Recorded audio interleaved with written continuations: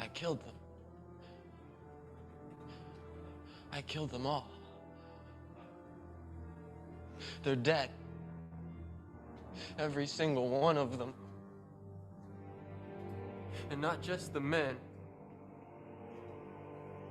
but the women. And the children, too. They're like animals, and I slaughtered them like animals. I hate them. Welcome back to another episode of Front Row Cinema, a movie podcast for movie lovers by movie lovers. I am your host, and with me, as always, my co-host. He's a simple farmer just trying to make his way in the galaxy. We've got bounty hunter Mr. James O'Reilly in the house tonight. I hate them. I can't quite deliver it with the same level of gravitas that Hayden Christensen does, but Did your best. It was as good as one could hope for. Each week, we take a look at my 1,000 movies I've seen in theaters, and we see how well it's aged, along with the hype surrounding the film, its box office analysis, and legacy in the film industry. So if you enjoy this kind of content, hit that sub button on YouTube, leave that 5-star review on Spotify and Apple Podcasts. It's how you help the channel grow. Jim, what are we watching tonight? we're watching episode 2, Attack of the Clones. It is right. An absolutely seminal science fiction movie if you're a millennial, in my opinion. It's true. This is one of the big franchises of our generation. 2002's Star Wars Episode 2, Attack of the Clones, directed by George Lucas, where he shares a writing credit with Jonathan Hales and stars Ewan McGregor, Natalie Portman, and Hayden Christensen. I am excited to jump into this one, Jim. I'm looking forward to really rising the ire of the Star Wars universe. It seems to be you can't have a Star Wars opinion without pissing off at least 95% of people that enjoy Star Wars. So this is going to be a fun one to dive into. I have a feeling that is a very loud minority of people who have nothing better to do than cry about Star Wars all day, and that most people don't really give a shit what they think. This is true. I'm hoping for a nice mixture. I'd like to hear some chuds in the comments, though. It does bring a little joy to my life whenever they comment something outrageously hilarious. Yeah, I wouldn't mind it. I was pushing back on the idea that 95% of the people who enjoy Star Wars are total incel losers. That's fair. That's fair. I'm discrediting a large portion of normal Star Wars fans out there. You're Yeah, right. they just don't yell as loud about it because it's just a movie. It's true. Yeah, we watch, we talk, we move on with our lives because Yeah. that's how normal movie discourse should go. But you can't go five clicks on YouTube without finding one of them screaming into the ether. So maybe we'll find one of them in the comments. So once this episode drops, now Jim, we have to turn. I don't have a DVD here for us to dive into for Attack of the Clones. Whoa. Is this So another Steelbook one, or so do you have it on VHS for some ridiculous reason? So unfortunately, I have not found the VHS Attack of the Clones yet in the wild, and I didn't want to drag up my huge Star Wars box set that I have. Oh, God Which forbid. also, yeah, God forbid, but it also doesn't have any log lines for any of the episodes. It just goes like, here's the Skywalker saga. So we didn't have a log line to go off of there anyway. So we're gonna have to turn to the just internet. read the text crawl. Oh, yeah, it is a time of great strife in the rebellion. Yeah, like we could put the music on if we weren't afraid of getting. I mean, we're not monetized anyway, Yeah, so who yeah, cares? we're not monetized yet, so we could take a strike from Disney or two right now. Yeah. Although I don't know, they might just show up at our front door and just lightsaber us. If we put any of that on there. So we're gonna take the safe route. Iger definitely has a working lightsaber, right? Like, there's no way. Absolutely, and the last thing I need is Iger showing up at my front door with his, What did they pay? Like $4 billion for Star Wars? There's no way they paid that just for movies. There's got to be working lightsabers involved. They've got the scientists in the lab right now. They're like, we're making working lightsabers, and it's only for Disney for when we have our full corporate takeover. And we rename planet Earth Walt Disney World. Yeah, it's for when they unfreeze Walt Disney, dude. He's got can take over. There we go. You got a movie right there. But so we're going to take the safe route tonight. We're not going to hire Bob Iger, have him coming down on us with his real lightsabers. We're going to stick with the internet here for our lovely log line of Attack of the Clones. And God bless Sorry. you, Jimbo. Sorry, maybe cut that part out. I was trying to like get my mouse to the mute button while I was sneezing, and it did not go well. It's all right, baby. Fuck it. It's live. We're rolling. But we turn to the internet for our log line here, and it reads: with the galaxy on the brink of civil war, Obi-Wan Kenobi investigates a mysterious assassination attempt on Senator Padme Amidala, which leads him to uncover a clone army in service of the Republic and the truth behind the separatist movement. Meanwhile, his apprentice, Anakin Skywalker, is assigned to protect Amidala and develops a secret romance with her. Soon, the trio witness the onset of a new threat to the galaxy, the Clone Wars. Not as interesting as or funny as some of the ones we read, but it was an accurate description of the movie, I suppose. Accurate description of the movie, for sure. That is right there on the money. Now, Jim, I'm going to assume the answer obviously is yes, because who hasn't watched these movies in theaters from our generation? But I'm assuming you saw this in theaters. I did, yeah. I saw this movie in theaters with a different TJ. Ah, Yeah. another one that I might know. Did we go Yeah, to it's school with him? somebody we went to middle school with. I don't know if I should say like his actual full name. Probably. I think I know the one you're talking about because there was really Yeah. only two TJs that we went to school with, and I was one of them. Yeah, but this was I went with another TJ. His mom came with us and sat like 3 rows behind us because I don't really know why. We probably could have just sat with his mom. um, but this is before movies had assigned seating too. We saw this movie, and this is exactly the movie I'm thinking of when I said last episode that I was the right age for the Star Wars prequels because I was probably like 12. I think I was in like 7th grade when this came out. And like me and this other TJ, as soon as the movie was over, we both kind of looked at each other. We were like, "That was like the coolest thing you've ever seen, right? Like that was so great." like, and like we were both totally in agreement that it was the most awesome movie ever made.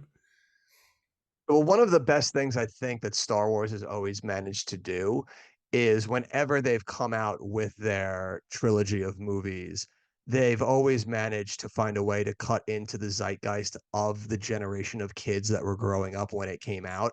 Like they managed to capture that feeling in the same way that the kids of the original trilogy felt that we got to experience for the prequel trilogy. And then I'm sure it was the same for maybe the sequel kids. Obviously, we were a little bit older at that point, so our the way we imbibe it is way different from the way kids did then, but they've always managed to make them very childlike wonder for the kids that were growing up when they came out. So we were absolutely the perfect age for these movies when they were coming out. Yeah, and I mean, like, it's got everything a 12-year-old boy would want, right? There's like a bunch of cool laser fights, like, there's like big armies going on, like, maybe a little bit not as much on the political intrigue spectrum of things, but the fights are all really cool. So, like, it's definitely geared toward that age group. Yeah, it's definitely right And up our alley for to sure. get back to our incel losers, maybe you guys just grew up and you should get over it. That is true. Yeah, I mean, it's been how many years, and you still hear them crying about the Last Jedi? Like, just. It's been so many years, dude, and like Ryan Johnson can't come up on an online discussion without somebody like hating on The Last Jedi. And it's Yeah, like right. one, That's insane. that was actually a pretty decent movie. It wasn't a perfect movie by any stretch, and not my favorite Star Wars movie, but it was pretty good. And like also he's like one of the best writer directors in the world currently, so like maybe you guys are just wrong. I don't know. Yeah, who am I gonna trust? This really successful and like influential writer director, or a bunch of chuds on the internet still crying that Luke yeah. Skywalker has problems in his life? Like, Yeah, right, dude. Luke So fair. Skywalker wouldn't be like that today. It's like, shut the Yeah, fuck and up. like we'll get into it a little bit later, I think, but I think this movie is actually like kind of like the case in point for why Luke Skywalker isn't the perfect fucking guy that you have in your head as him. Like the perfect picture of a guy you have in your head, that for him. Yeah, absolutely. But I mean, it makes sense. It's almost like cyclical in nature. Like in the same way that the people that grew up on the original trilogy had to, pretty much assault verbally Jar Jar Binks, young Anakin Skywalker, and then also Hayden Christensen. In the same way, Yeah. a bunch of the people that grew up on the prequels did the same thing to the people in the sequel trilogy. It's It's all cyclical, baby. George Lucas said it all rhymes, man. It's all gonna come back around. Yeah, and like, don't get me wrong, I'm like fully aware of why people would hold the opinion that Attack of the Clones is not a good movie. Like, I fully understand that, but I love it, and I don't really care what they say. Exactly, which is the same way that any people who enjoy a lot of the sequel movies should feel. If you enjoy it, wear that on your sleeve, baby. Don't be ashamed to admit it. Fuck those people on the internet. But to circle us back, talking about all this circling, to circle us back around here, Jim, after our continued wild tangents about the chuds in the Yeah, internet sphere here. I also obviously saw those this sons movie. of bitches. Those bastards always taking us off course. This is all Uh, their. Yeah, I this is motherfuckers. I also saw this in theaters. This is another. It's a running theme right now in 2002. But Big Rob once again coming to the rescue, taking me and Zach to see this movie. This is another movie very much like you. I felt that same childlike wonder and glee. I can still remember sitting on the edge of my seat watching this movie.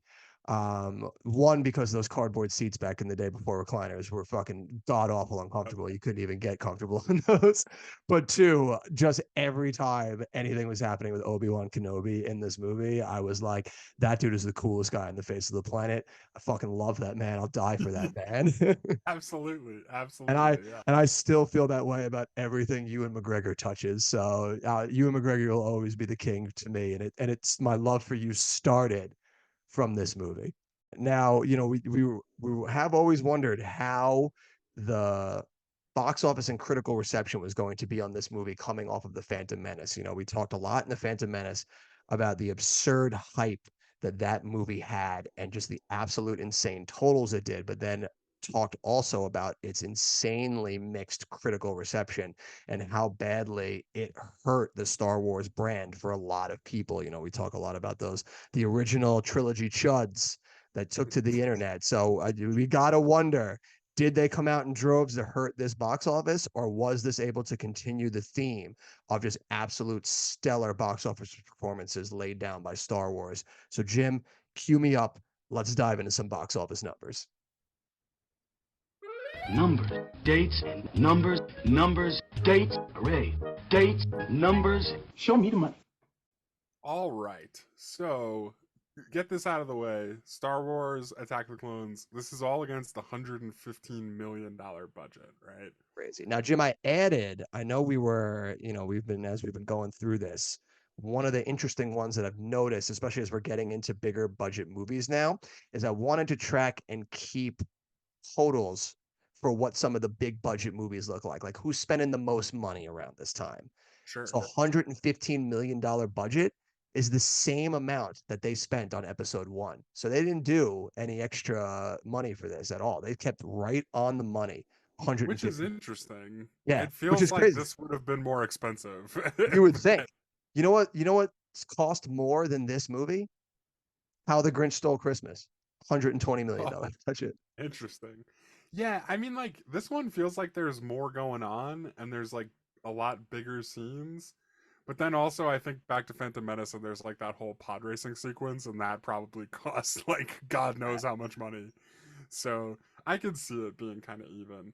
But so anyway, $115 million budget. It opens the weekend of May 17th through the 19th. So I'm guessing that's like the weekend right before Memorial Day. So it opens number one with 80 million and 27,000. So just a shade over 80 million. 80 million, Um, good enough for the third highest opening weekend of all time, behind Harry Potter and Spider-Man, which is interesting because you're starting to see this changing of the guard because, for how many decades was Star Wars since it first came out like the property? And now you're seeing, new Star Wars movies come out, but they're trailing behind these new things that are coming out that are taking over the zeitgeist for a new generation, like Harry Potter and Spider-Man. Yeah, I mean, like, it's interesting because I don't know how much of the property it was in 2002. Like, I think it's definitely that now because so much more content has been made surrounding it in the last, like, 15, 20 years. But at the time, I mean, this is like outside of like a bunch of books that came out, like kind of like on the periphery, this is only the fifth Star Wars movie, and it's only the second one in like 30 years. You know what I mean? So like, it's still obviously Star Wars, but I think even today it's like a much bigger thing than it was in 2002, if that makes sense. Absolutely. Well, there's it's everywhere now. It's absurd. The only thing that sucks about this episode is I won't be able to say there's any Star Wars references in Yeah, that's fair. it. That's fair. I'm behind in Um, the count. but okay, so it does beat out Spider-Man this week. This is the third week of Spider-Man. Right? So Spider-Man's coming in a pretty distant second, with still a good number for its third week, 45 million. But That's Attack of crazy. the Clones is like ruling the weekend. It like but even just look at that. Like 2024 right now, we would kill for a weekend where my number one movie did 80 million and my number two movie did 45 million. Like that's like now you'll get one movie does really well and everything else is in like the low 10 range. Yeah, so here's an interesting question though. Do you think that if those movies today were Star Wars and Spider-Man, I think you still have a chance for that to happen though, right? Like I that's I like mean, we would hope I would hope. like those are still like two like I don't properties know. today that are like I also would have said bankable, I feel like. I would have said last year that plenty of movies that bombed would have been slam dunks, and look what happened. Yeah, I I just mean can't predict the box office anymore. you're not wrong. You're not wrong. And then yeah, I mean we went over this weekend a lot because we did Spider-Man, but just another like key from this opening, it shares an opening weekend. The only other movie in the top five is About a Boy. Jesus, why would they? That's like a Hugh Grant movie, I Yeah, think, yeah. right? Like, And like young Nicholas Holt is like the little kid. sure, yeah. It feels kind of like counter programming to those other two movies. It's got I to be don't kind really of know who About a Boy is for, honestly. Is that yeah. like a date movie, I guess? I don't know. I've never Uh, seen it. I saw it once like a long time ago, and I couldn't tell you anything about it other than the two people we just named were in it. Fair enough. Yeah, same. I remember there's like a scene of them like sitting on a bench or something that I think turned into a meme for a little while. Well, isn't that? I think that's just like the poster for the movie too. It's like It on could that be. bench. Yeah, it could be. So anyway, though, that's the only other really big thing of note. And like I said, we covered a lot of this in Spider-Man. So week two, Star Wars Attack of the Clones stays in first place with a 40.2% drop. It pulls in We got 47, let's call it point 0.9 million. a run, baby. It beats out again. Spider-Man is still in a pretty distant second, although that gap is closing a little bit. Insomnia is in its first week, which is that John Cusack movie? No, no, isn't that the Christopher Nolan movie? No, I Insomnia with don't. Robin Williams. Maybe. Hold on, let's look it up. It's 2002. Yeah, I'm pretty sure that's because the John Cusack one isn't that Identity, not Insomnia. Oh, it is Identity, the John Cusack one. You're right. Yeah, That definitely rings yeah, a bell. Okay, yeah. So no, yeah. you have it for You're Insomnia. not I don't gonna know if get I've me ever on my seen that eye one. movies. On your eye movies. Yeah, that's one letter I got down. That's one letter I know, Pat. It beats out Spirit Stallion of the Cimarron, Oh, which is like that's Jimbo. like one of those like I feel like if you had the Shrek DVD, like you saw the commercial Yeah. for that like a million Well, didn't times. we talk about that? We talked about that movie in our Ice Age episode, right? Because it was nominated. It was one of the ones nominated for Oh yeah, best yeah, animated yeah. feature that year. Yeah, That so sounds right. Yeah, I couldn't tell you anything other than I'm pretty sure that's a horse because it is a horse. like, Spirit Stallion of the Cimarron is a horse. and then in fifth place, opening in the second week for Star Wars, I think this is going to be a strong contender for my pick this time around. Oh boy. Enough, the J Lo movie, Oh, which is like there's a that's movie. like one of my favorite movies from back in the day for I sure.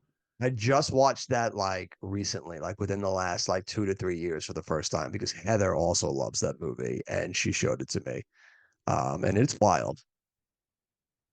It's so mid 2000s. Like it's It's hilarious. so mid two It's thousands, yeah, yeah. so mid 2000s. It's a perfect J Lo vehicle too. Like I couldn't imagine anybody else being in that movie. But anyway, moving on to week 3 of Star Wars.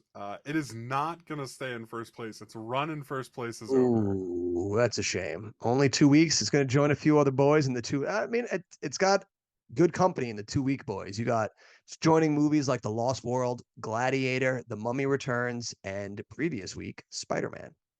Well, yeah, and I mean, like, this is a movie that's coming out like right before Memorial Day, which I should mention that in its Memorial Day weekend, it pulled in 60 million, Jeez. which was like a big boost over that 3 day that we just had for like 40 and change. Yeah. Um, but yeah, so it comes in second place. Do you want to take a stab at what beats it this week? Boy. May I have a hint, First place, please? because this is part of why I don't think you see movies like this last as long at number 1, because they're really like starting off the gauntlet that will be the summer blockbuster. Right. Uh, A hint, please, sir. I'm Please, trying sir. to think May of a I hint have that's a not hint? going to totally give it away. I'll give you like a twofer kind of hint. Okay. It is kind of like a thriller action movie starring Ben Affleck. Thriller action movie starring Ben Affleck. Oh, fuck. What's it called? The Tom Clancy. Some of You All got Fears. it, yeah. Yeah, The Sum of All Fears, yeah. This is like dude. the early 2000s run at Jack Ryan, which has been done like so many times by this point. Watched that movie also for the first time within like 2 to 3 years, and that movie is fucking wild, bro. That movie's nuts. If I remember correctly, it ends with like a nuclear bomb going off in Yeah, Washington D.C., right? yeah, dude. Like, Post 9/11, we were fucking upset. Like I'm watching 24 now, you've and been I'm watching watching that. 24, yeah. Yeah, That's like the yeah, post like 9/11 like yeah. boogeyman we 24. were we were fucking obsessed with the idea of nuclear Armageddon like happening on US soil. It's insane. Yeah, It's fucking we insane. we reacted poorly to that whole situation. I will Awesome. admit. Um, but yeah, I mean, so like real quick, just while we're here, do you take Ben Affleck as your Jack Ryan or John Krasinski? John Krasinski, come on, get out of here. Really? I don't know. I think Yeah. Affleck as Jack No, Ryan. I think Affleck pulls it off. sorry. I mean, But no, the there real there answer, hasn't been. I mean, the correct answer is Harrison Ford is the right? best. We're picking between second place Second here. place, Harrison yes, Ford's clearly the best yes, Jack and Ryan. we all agree that Alec Baldwin's at the bottom. I didn't even know he played Jack Ryan. What movie did he The play Jack Ryan in? The Hunt for the Red October. Oh, jeez. Ay, ay, ay. But yeah, so the Sum of All Fears comes in first place that week with 31.1 million, let's call it.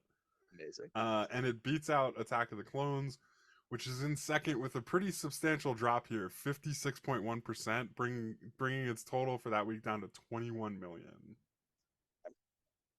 So it's falling fast. Just another real quick hitter here comes out this week, Undercover Brother. Oh, dude, absolute Comes classic in right there. fourth You're not here with for Undercover Lover. You must be here for Undercover Brother. yeah, that's a movie that I would bet does not hold up so good. I don't know. I would disagree with you there, Jim. You think so? Absolutely. Dang. Okay, I'll have to go back and watch it. I remember it being like kind of on that line, like where it's It's like very much on the obviously line. it's a very race-based movie, which Oh, makes it interesting to think of. absolutely. But it still holds up today. It still works. I've watched it recently, and that's how I know that it still holds up. Neil Patrick Harris is great in that, if I remember Yeah. correctly. So is Dave Chappelle. Yeah, Dave Chappelle's really funny.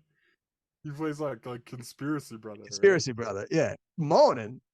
Right? What's so good about it? I'm not gonna finish that one. Yeah. No, Very we'll bad word start with I'm that. not allowed to say. You've seen the movie, you know where that goes. Yeah, and then so let's just ride Star Wars out of the top 10 here.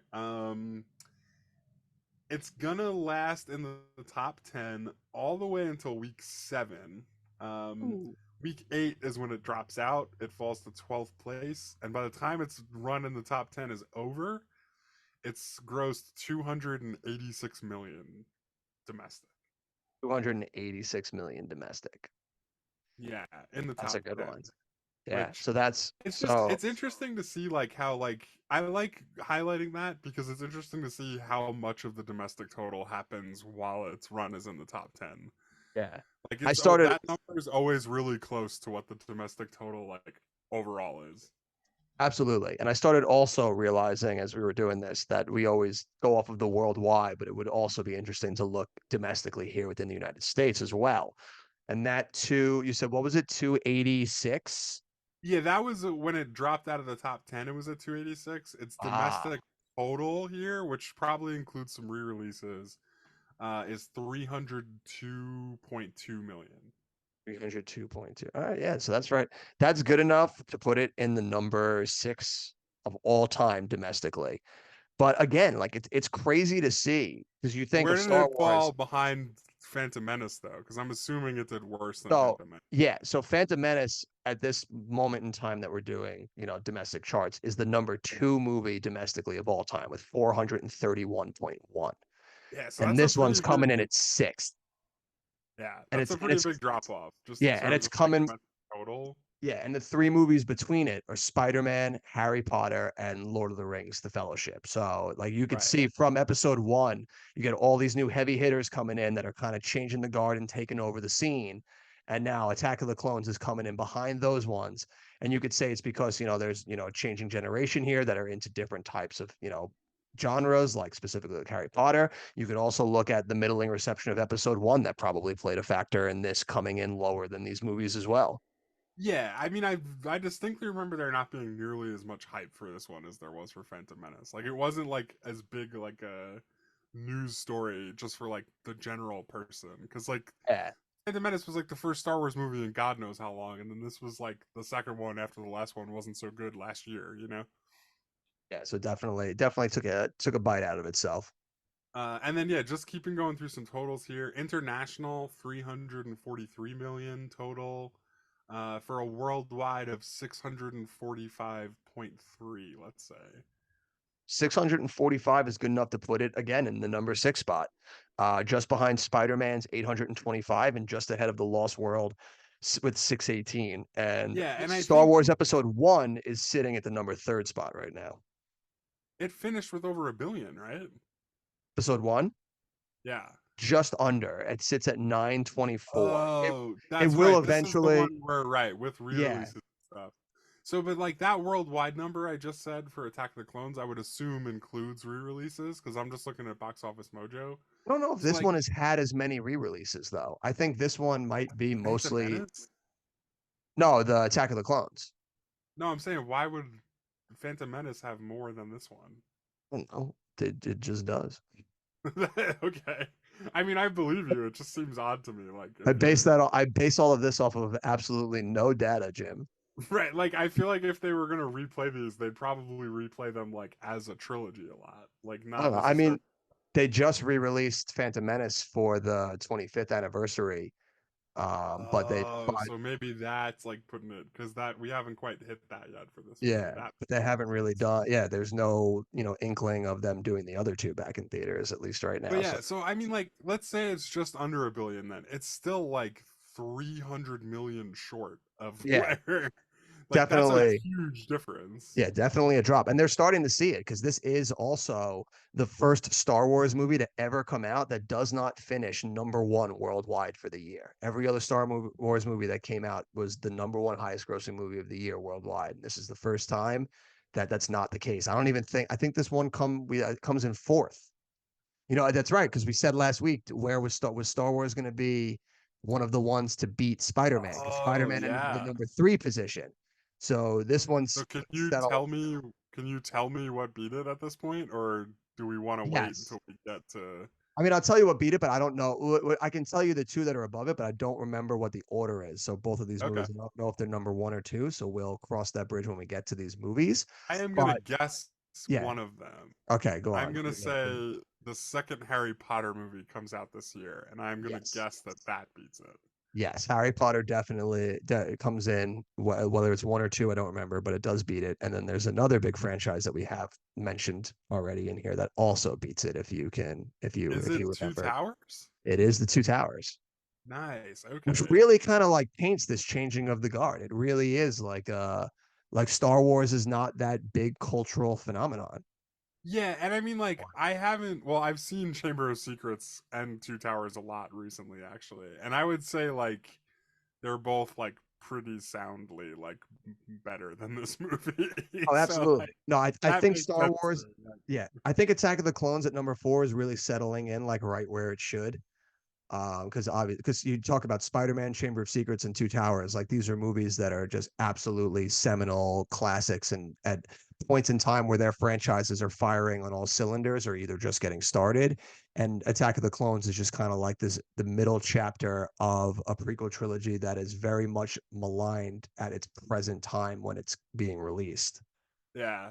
Yeah, and then like just one last thing about the box office that I have that's sticking out to me. We talked about this last week with Spider-Man, how like Spider-Man breaks 100 million and it kind of becomes the new benchmark for blockbuster movies like over the next however many years Yeah. until things start to taper off again, which definitely Which is eventually happens. right now. But it's just interesting that this comes out like a couple weeks after Spider-Man and it falls so short of that $100 million opening weekend. Like, And especially like if they were going to say that any movie was going to be a slam dunk to like repeat that success of Spider-Man and hit that $100 million weekend, you would expect a Star Wars movie to do it. yeah, and I mean like what was Spider-Man was like 114, I think. Yeah, yeah, it was 114. Yeah, so like it beats Star Wars by $34 million in that opening weekend, Yeah, which is just such an which is insane. insane. Yeah, I mean, Attack of the It Clones just couldn't even absolutely beat. demolishes it. Yeah, not only that, but Attack of the Clones couldn't even beat Harry Potter's opening weekend. Yeah, true, which was like not quite 100. It was like 96 or something off the Yeah, top of my it was head. like right. I think it was 90.4 if I remember. Yeah, 90.3. Gotcha. So it came in Yeah, 10 so million less than that too. Like right. it's great. It's just it's It not is great. stacking up, is the point. As blockbusters go, like this it's hard to call it a failure, but it's also like I don't think anybody at the studio is like, yeah, man, we did it. 645 million worldwide. Like I don't think anybody's like happy with that, you know? It's definitely like lower than what they were expecting. Because I mean, you look at the original trilogy, and the first Star Wars movie, especially, one of the most successful runs at the box office ever of all time. Yeah, And I even feel like it even was the Phantom highest Menace grossing too. movie for a long, long time, the Yeah, yeah, original it Star was. Wars. I think it was for like 5, 6 years. Like I think until ET came out. Because I think Oh, in E.T. the '80s, George Lucas and Spielberg were just trading that shit back and forth. Yeah. Yeah, didn't they like they worked together a lot too, right? Like Yeah, mostly on the Indiana Jones movies. yeah, I always remember those like those transcripts where it's like Steven Spielberg, George Lucas, and Lawrence Kasdan like breaking Indiana Jones. Uh, Like one of the coolest things ever. If you've never read those, you should go check them out if you're into movies. those are an absolute crazy insight into their process. Speaking of their process, let's dive a little bit into George's here, Jim. We've kind of Yeah, exhausted our things let's talk on the about box office it. now. Let's dive into this beast because there is a lot to talk about. We haven't said anything yet to ire the chuds. We need to get in there now and get into that thick of it. So let's hear it, Jim. Let's hear some likes for Star I Wars mean, episode 2. I just love this movie. It's like I said in Phantom Menace that these prequel movies kind of turn into like what Star Wars is to me, you know? Mhm. Like the actual like giant space battles, not just like the small dogfights. Like like so many lasers that you don't even know what to do with them or like where they're coming from and like fancy flippy lightsabers and like so like that I love all of that stuff and like that stuff's like kind of there in the Phantom Menace and then this movie cranks it up to what feels like 12 like just in terms of like how broad the scope of it is. Yeah. um so yeah, like I love that. The music is incredible throughout, as I mean, usual. John Williams is never going to phone it in. Like he is, and he's got a lot of songs in this one that just feel so distinct to this movie. Like I love the theme that he comes up with for Padme and Anakin. It's called Across the Stars. uh, So fucking good, man, and it iconic. Just an absolute. You hear that song and you're just like, fuck yeah, dude. Like this guy can't not write a banger. yeah, yeah. The one that sticks out to me is when Obi-Wan's first like touring the cloning facility on Camino, Uh, and they get like this big shot of like all of them in formation and their armor, like walking across the floor. And like there's this like really like, you know, like the classic like triumphant like Star Wars movie like music. And that part, like I was really like, oh man, it's so cool. Like it's got me. I'm hooked. Yeah, no, So I the love the music music. is top notch. You brought up Ewan McGregor earlier. He's so good in these movies, and like he's surrounded by what feels like people collecting a paycheck. Like Yeah, just it feels like people totally phoning it in, and like maybe he kind of is too, but just like the way he plays Obi-Wan is like so iconic to me. Like he's so like aloof and like off the cuff. It's like really good. and I think he really hits it very well in playing off of Anakin, especially in showing like what I really love about their relationship is throughout this one, it shows why Liam Neeson's Qui-Gon Jinn was so important and how big Yeah. of a deal it was that he died at the Phantom Menace because Anakin Skywalker needed a father figure. And everything we see about his relationship with Obi-Wan is Obi-Wan's just like an older brother for him. Yeah, you were And like a brother to me. yeah. And Anakin Skywalker did not need an older brother. He needed a goddamn father figure. Yeah, no, and then you're making good points there for sure. And like he did need a father figure. Yeah, he was totally out of control, like from the jump in this movie. Yeah, because like Um, everything you see about and so here's so I want to dive into something that I really like about this movie, yeah, and yeah, yeah. it's going to upset a lot of Star Wars people, but at Oh, the end of the good. day, I don't give a shit because I just think this I so the biggest thing that I always hear people complain about when it comes to the prequels is how terribly they feel that Anakin Skywalker is written and played. And when I think that they're all failing, like I think when it comes to that complaint, I think it is all them taking in their feelings of what they expect Anakin Skywalker to be based off of what they know from the original trilogy of Darth Vader. They see Yeah, Darth Vader, they grew up on him. He was this great, imposing, iconic figure, and they can't grasp the fact that they have to juxtapose that with the idea that Anakin Skywalker was this petulant, spoiled young teenager. right. But I think the way that he is written in this movie is really good. And sure, there's plenty of moments where you can point to dialogue that he has to say or stilted lines that he gives where it comes off like he is this really big spoiled petulant and just like bad performing person, but I think he is written that way on purpose. He is Oh, of supposed to course. play it that way, and I think Hayden Christensen does a very good job at playing the character the way that George Lucas wanted him to be. Whether you like that or not, I think that the hate that he got for this movie, much like all the other people that we talk about in the prequels, is so unfairly thrown at him.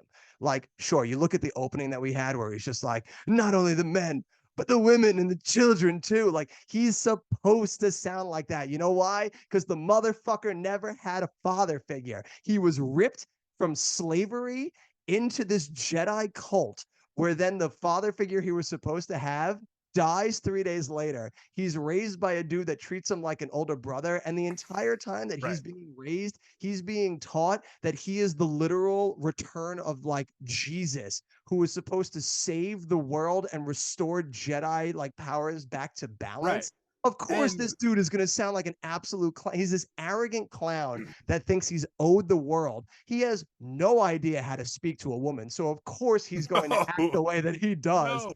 He has no idea how to speak to anybody. That's Yeah. like the best part is he's so like not sociable. Like he has no like tact whatsoever, you know? Yeah. Like when he shows up when they first like come back to Padme and he's like then his first line out of the gate is you've grown more beautiful than in my dreams. It's like Jesus Christ, dude. Like Coming on a little strong there, yeah. buddy. But like Just but a I would little strong. absolutely buy that he would react that way because of Oh course he yeah. would. Of course, yeah. So like I'm loving everything you're saying. Another quick hitter, kind of in that same vein, when he joins the Jedi, he is fully aware of the fact that they are breaking their own rules to let him join because he's so important. You know what I mean? Like so from the jump, he's like treated differently because he's supposed to be this like big bad savior guy, right? Um and so like that's part of it. um the not having a father figure, absolutely part of it. Like he was always kind of like a whiny little kid.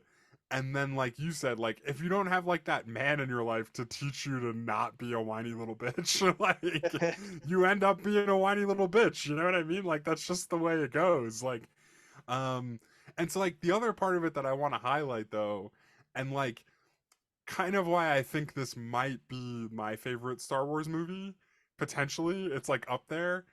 Like this whole movie is on every level just an indictment of the way the Jedi operate, right? So like not only do they take in this kid who's never had any father figure and stick him with somebody who is not equipped in any way to raise a child.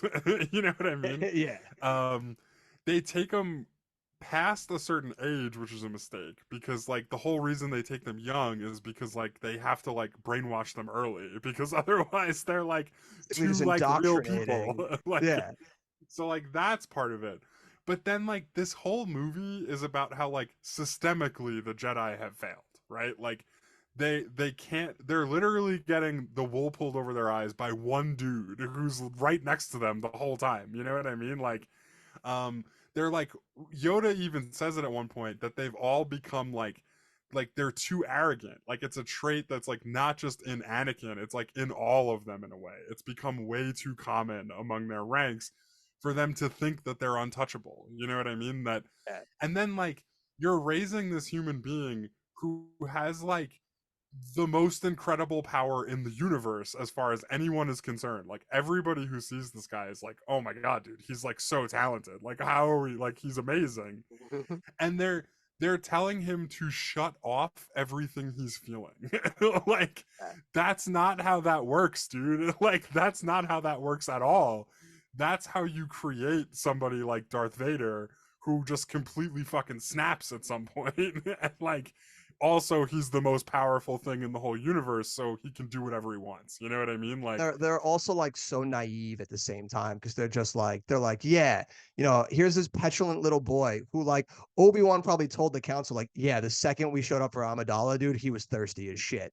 And then yeah, 5 minutes later, they're like, Anakin, take her home to Naboo right. and just hide her out. It's like, bro, that's a bad fucking idea. How Like, is nobody like, these are two horny teenagers that like clearly have a thing for each other. Maybe sending them across the galaxy on their own, not the best idea. Like for like, like, her to be a senator and him to be a Jedi, it seems like a lot could go wrong there, you know? and like fucking 2 minutes after they meet, like Anakin's already like screaming at Jar Jar, like she didn't even notice me, Jar Jar. Yeah, right, right. This And, like kid's away from her. so like I just like, that's all there in this movie, that like there's cracks in the foundation of the Jedi Order, and like all of the decisions they're making are absolutely playing right into the bad guy's hands and setting up everything exactly how he wants them to be. You know what I mean? um so like that's part of why it's my favorite movie, is because like they make so many mistakes and they have just as much a hand in creating who this guy becomes as Palpatine does. You know what I mean? Like they're But just as influential in him turning out like a total lunatic who will murder younglings. Like they which push him, doesn't quite happen yet, but he's getting close. He does. I mean, he does kill younglings. They're just not Jedi younglings. He kills all the what are they called? The fucking on Tatooine. What are those raiders called? The Tusken the Raiders. Tusken Raiders. Yeah, yeah. He kills a Kills lot the of men, those the women, kids. and the children. He kills Yeah, their younglings. he kills. But He yeah, so kills like all of those. that's Fuckers. kind of what I was alluding to earlier, where like if you're like sitting there mad at The Last Jedi because you're like, oh my god, Luke is a Jedi and he's perfect and he would never do that. Like you're an idiot, because the whole like that's the attitude that like created their fucking downfall to begin with. You know what I mean? Like that is like an ideal that cannot exist in the real world. And that's why it's so much more idealized in the original movies, because none of it's actually happening in the original movies. You're just like told this story about a thing that's like mystical and far away. When you get into like the actual nitty gritty of it, and there's like people living it, of course it's not that perfect because they're people. Like they're not perfect, you know? Air is to be human. Yeah, and that like that's like a thing that runs throughout. Like Obi-Wan is not a good Jedi the way you're supposed to be a Jedi. He clearly has feelings for Anakin. Yeah. Like this whole movie, he's like not even trying to hide them. You know what I mean? Like it's like an open secret that they love each other, that they're like very friendly with each other, you know? Yeah. Oh, that's that's Um that's that's spot on. I also really like another thing, and this is something that ties in a thread from Phantom Menace, where I think it was young Anakin is getting when they're deciding if they're going to take him on or not, and Yoda says, we sense much fear in the young man. Fear leads to anger, anger leads to hate, and you see in the Phantom Menace, Anakin's all fear, and then this movie is all Anakin dealing with that anger and resentment that he has boiling inside him because he knows that he is this chosen Jedi and feels that he should have more than he's given at this point. And you're following him as he's dealing with all of these emotions that are eventually going to boil over into Revenge of the Sith, where he succumbs yeah. to that hatred. And I Yeah, and I really mean that's a beautiful thread right there. yeah, that's another thing you hit on earlier where like, you don't expect Darth Vader to be this like petulant teenager. But like of course he is because every bully is born out of being bullied. You know what I mean? Yeah. Like bad things happen to you, things that you can't control, and then you have this strong urge to want to control them. And when you're the most powerful Jedi who's ever lived, you can do that. You can control them to some extent, you know? Um He's just a so dude that like was given a terrible complex and he succumbed to it. yeah, and I mean like you can see it like when he's talking about like how governments should work with Padway, which by the way, huge red flag. I don't know what she's thinking in this So movie. Like so that so she's that's that another was one totally blinded by her feelings. so that was another thing that I always have as like a counter is, everyone loves to harp on, Anakin and his stilted dialogue and it comes out of nowhere, but I buy everything about what Anakin's doing. What I don't buy is how easily Padme just succumbs to loving this dude. Like I buy it. I I buy mean, it I because buy she's it, but like at the same time, like she's one who could use maybe like a little bit more like seasoning to be given why to fall for this dude, other than the fact that like she's also just like a young, gullible teenager. Like other than the yeah, fact that she's she's into just a red kid flag. Yeah. and she's into this like handsome dude who she's known for a long time and she knows like deep down he's just this good little kid that she remembers, you know what He's I mean? into Like red flags. Like I love when he's just like, and I killed them all, the women and the children. And then he sits down like upset and she just starts holding him. And in her head, yeah. you know in her head, she's just like, God, I'm so wet right now. Yeah. Well, and she says like to get angry is human, and it's like, dude, yeah, okay, but like murdering dozens of people, You not straight up really the same killed thing. killed a Like, whole tribe, Padme. Like you get that, right? Like but she's another one who like if she heard about anything Anakin did, or it was anyone but Anakin doing it, she would probably understand that he's like a dangerous person and like cannot be trusted. But she's blinded by her feelings because that's what people do. They put on rose-colored glasses. You know yeah, what I mean? And when you have on rose-colored glasses, the red flags just look like flags, bro. They're not like sure. they're She not just like every time she's looking at him, she's just picturing the young boy on Tatooine, which is a little bit of a problem in itself, Padme. But you do you, girl.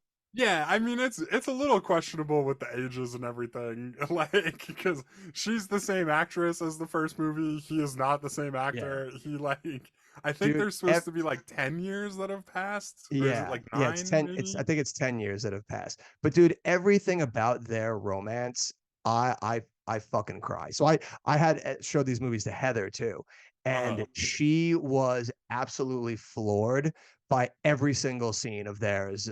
Whenever they're doing anything romantic, she's like, Like dude, floored in a this is ridiculous yeah, way. she's like, this is absolutely insane. Like Yeah, when he pretends to get like he gets run over by that weird like creature when they're having the picnic, and she runs over to him to like see if he's okay, and then they just start rolling around in the hay, like laughing yeah, together. Like she's yeah, like, this yeah. isn't real, right? Like she's like, what is happening right now? Or like, or like when she's like, "That sounds like a dictatorship," and he's like, "Well, if it works," and she's like, "Oh, you're just messing with me," and he's like, "Yeah, totally." Like, He's like, yeah, it's wink, wink.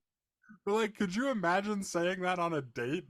There's no way anybody would take that as a joke. Yeah, oh Like, yeah, it's insane. But like They'd it, be and like, wait, so you want a what?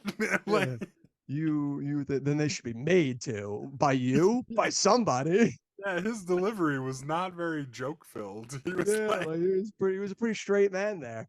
yeah, But yeah, everything that they do on those scenes in the boo is insane to me. Like when they're having dinner and he just forces the like fruit over to him and he's like, Master Obi-Wan would be very upset if he saw me doing this right now. And he's like using it to like rizz her up. He's like, this is totally gonna get me laid, right? She sees me using my yeah. force powers to feed her. Like It's all very silly. Yeah. it's insane. And I there's another thing that I need to point out. Some of it works in a great way. Some of it is great because of how silly it is. But my God, the dialogue in this movie is It's bad.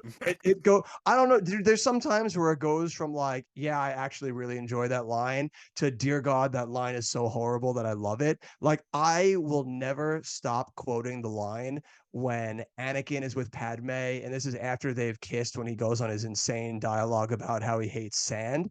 And they're sitting there quietly, and he just goes, I'm haunted by the kiss that you should never have given me. It's like, Jesus Christ, dude. Yeah. Yeah. So, what I'll say, as somebody who's admired George Lucas and read those transcripts I mentioned earlier, he's definitely more of a big picture guy.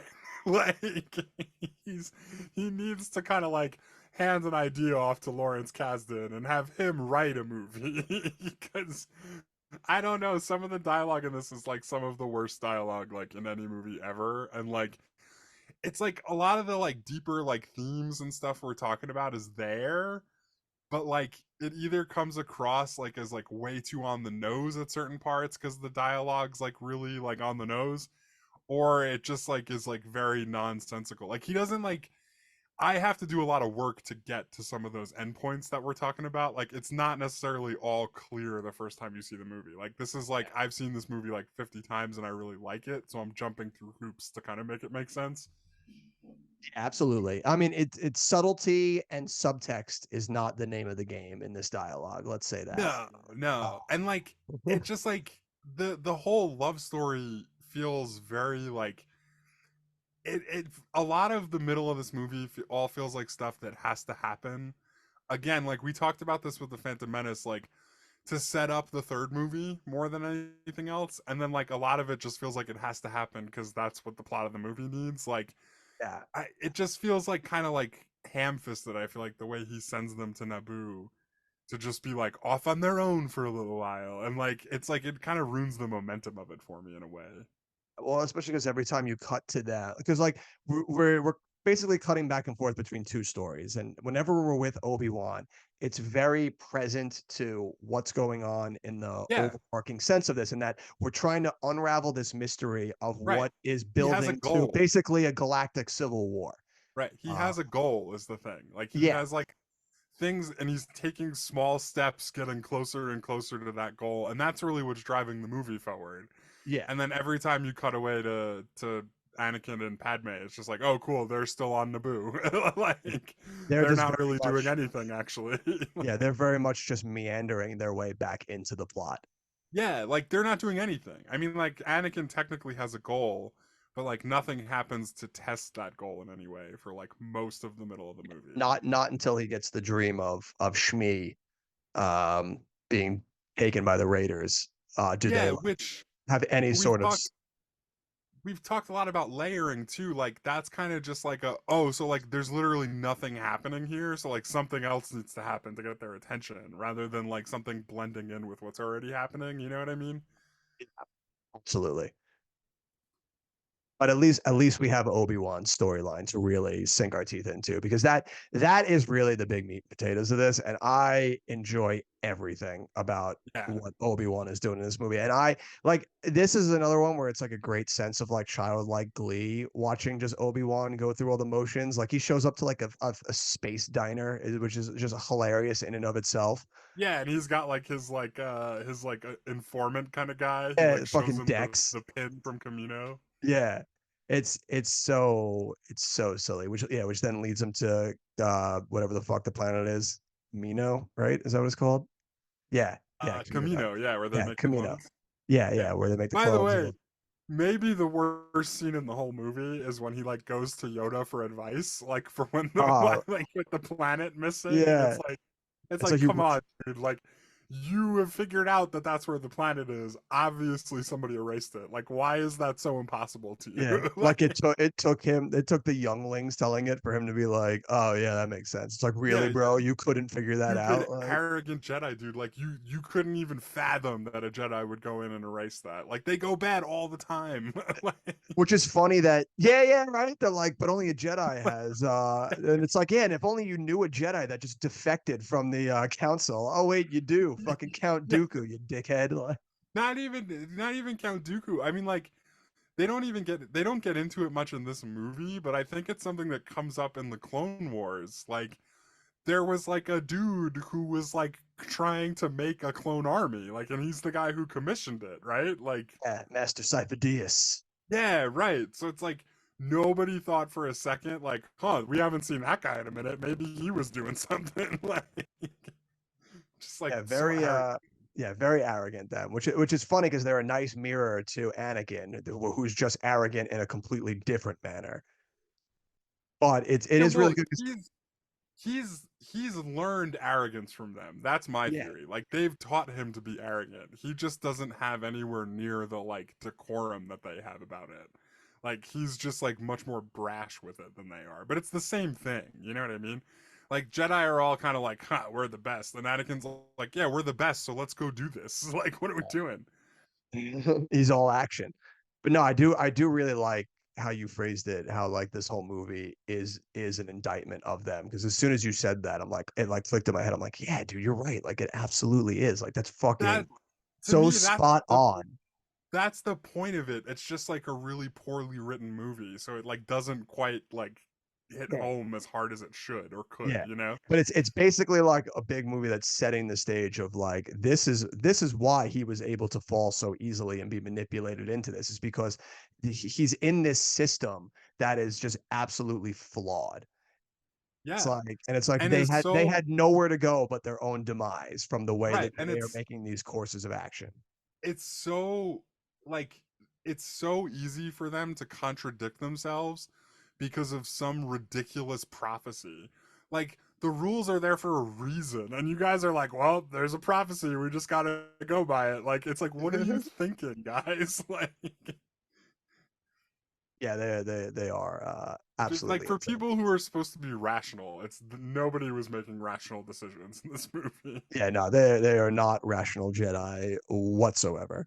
I do love another thing that I want to highlight because I think we spoke about it kind of in a downside in the Phantom Menace, but I know it's only been like 3 years, but the CGI and special effects look way better in this in comparison to Phantom Menace. Like, there's still a Right. few moments of like Uncanny Valley, but it looks so much sleeker in Yeah, this movie, like you know.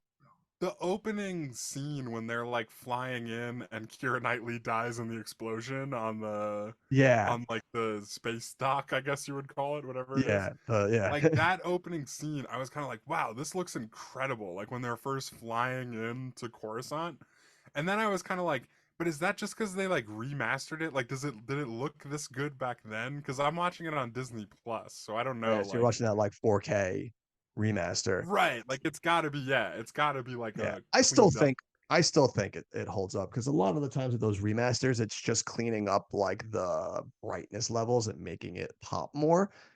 Yeah, yeah, So a lot of the times, like if you have bad CGI, it's just going to get heightened by the 4K remaster.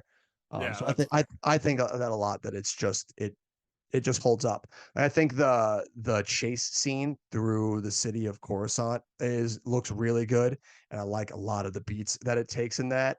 Ewan McGregor just fucking shines in that too. Like when they corner her in the bar, and the guy's just like, "You want to buy some death sticks?" It's like, dude, Yeah, like this that's fucking dialogue in this movie. dude. And I feel like we need to like at least hit on some of these like bigger like set piece like action sequences because like that whole chase scene through Coruscant is awesome. Like, Yeah, no, dude, it's it's great. awesome. And it's Like, great in the way that it highlights Obi-Wan and Anakin's relationship to each other too. Because you yep, got Anakin being this brash man of action that's almost going like too far. And Obi-Wan is this dude of restraint who is just like doesn't like flying, like always reins it in, taking the path less traveled to because it's an easier one for him. Like even when Anakin like jumps off the cruiser, he's like, blast, I hate it when he does this. It's like yeah. it shows that he has no control over his Padawan. Right, he's got no control, and then yeah, like he's wiser. Like that scene before they go into the bar, and he's like, "Dude, think he's not going in there to run. Like he's going in there because he can blend in and hide. Like, so like take a deep breath and let's go find him." You know what I mean? Like Like, patience. That also leads to like one of my favorite lines of dialogue is after Obi-Wan, gets the jump on the changeling and like cuts her hand off. And everyone goes silent and all concerned. And then Anakin's just like, Jedi business, go back to your drinks. It's like, oh, okay, like, sure. yeah, no, but Imagine, on like, Coruscant, that probably like carries a lot of weight. You no, know, I people are know, but like, like, just "Oh, imagine, okay." just imagine you were in a bar, like just drinking one night, and the cops came in, cut a dude's hand off, and was just like, police business, go back to your drinks. Like, you'd be like, what the fuck? Yeah, that I mean that's fair. But like, yeah, it's a different place though, like than we live in. Like, I know, but like it's just such a funny thing. Like everyone's just like, oh yeah, totally Jedi business, sure, man, cool. yeah, yeah. No, and then like the fight with Jango Fett and Obi-Wan like on the platform in the rain on Camino is awesome.